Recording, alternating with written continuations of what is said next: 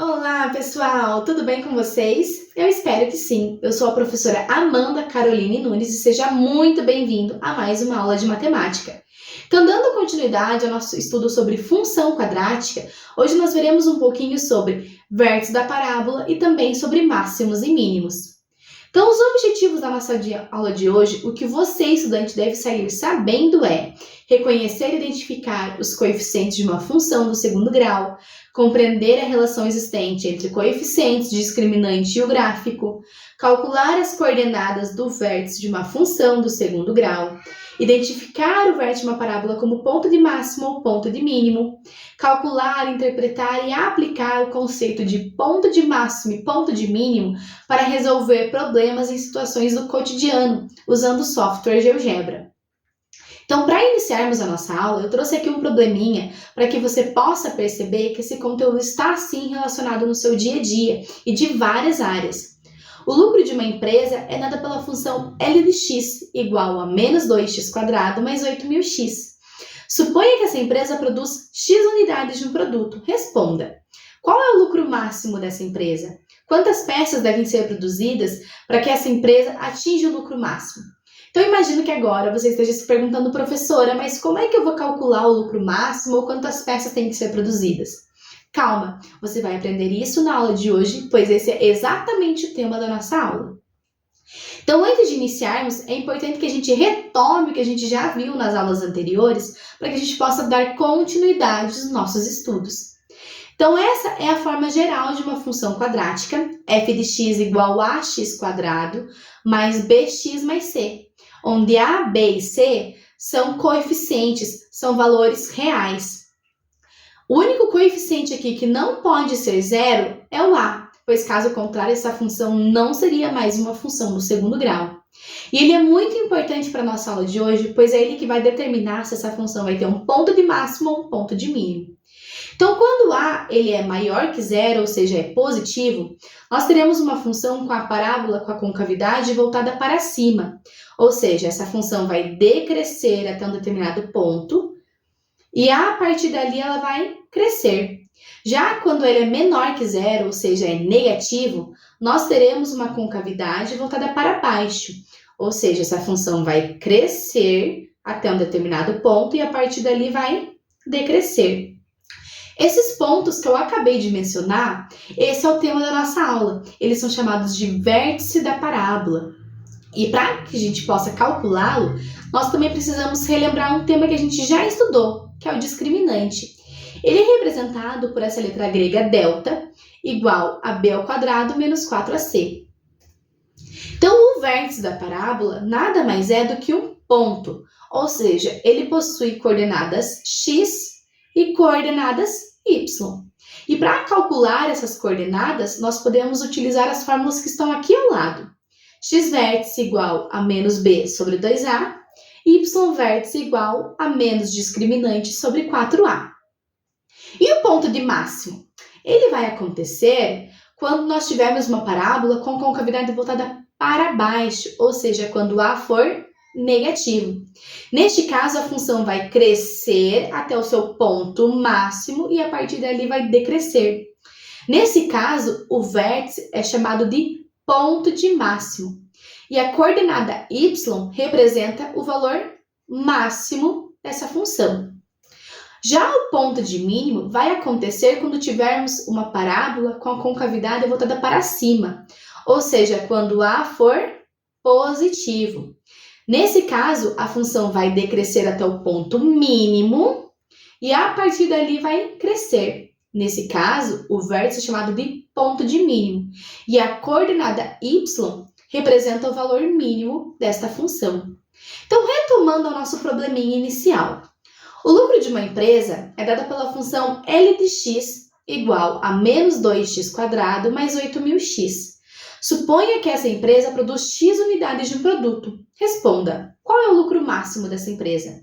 Então, para iniciarmos, a gente precisa aqui fazer a representação do nosso plano cartesiano, que é formado pelos eixos x, que é a abscissa, e o eixo y, que é as ordenadas. O eixo x, nesse caso, vai representar quem? Vai representar a quantidade. quantidade, isso mesmo, de peças produzidas. E o Y? Isso vai representar o lucro. Então, se aqui na letra A nós queremos o lucro máximo, a gente vai precisar calcular o Y vértice ou o X vértice. Isso, o Y vértice. Vamos anotar a fórmula dele aqui. Menos discriminante sobre 4A. A fórmula do discriminante também vamos precisar, que é B ao quadrado menos 4AC. Vamos também, primeiramente, identificar quem são os nossos coeficientes. O A é quem mesmo? Isso, quem acompanha o x ao quadrado, no caso, menos 2. E o B? Isso, quem acompanha o x, no caso, 8.000. E o C? Perfeito, não tem. Então, neste caso, é 0. Então, vamos substituir aqui na fórmula do discriminante. B ao quadrado vai ser 8.000 ao quadrado, menos 4 vezes o A, que é menos 2, vezes o C, que é 0. Concordam comigo que aqui vai ficar 0 porque estamos multiplicando por 0? Então, 8.000 ao quadrado é, isso mesmo, 64 milhões. Agora, vamos substituir na fórmula do Y vértice. Menos 64 milhões dividido por 4A, que é 4 vezes menos 2. Teremos, então, menos 64 milhões dividido por menos 8, que dá 8 milhões. Então, o lucro máximo dessa empresa vai ser 8 milhões. Letra B. Quantas peças devem ser produzidas desse produto para que o lucro dessa empresa seja máximo? Então, nesse caso, teremos x vértice igual a B menos B sobre 2A. Basta substituir também. Teremos, então, menos 8.000 dividido por 2 vezes A, que é menos 2. Ficaremos, então, com menos 8.000 dividido por menos 4, que nos resulta em 2.000. Então, a quantidade que essa empresa tem que produzir para atingir o lucro máximo é 2.000 unidades. Agora é com você. Escaneie o QR Code, acesse o site GeoGebra e nele você encontrará uma atividade que deverá ser respondida e enviada à professora para corrigir. Tudo isso de forma online. Então, aqui no site do GeoGebra, nós temos uma introdução sobre a função, quadrática e também os seus coeficientes e as relações que eles possuem com o gráfico.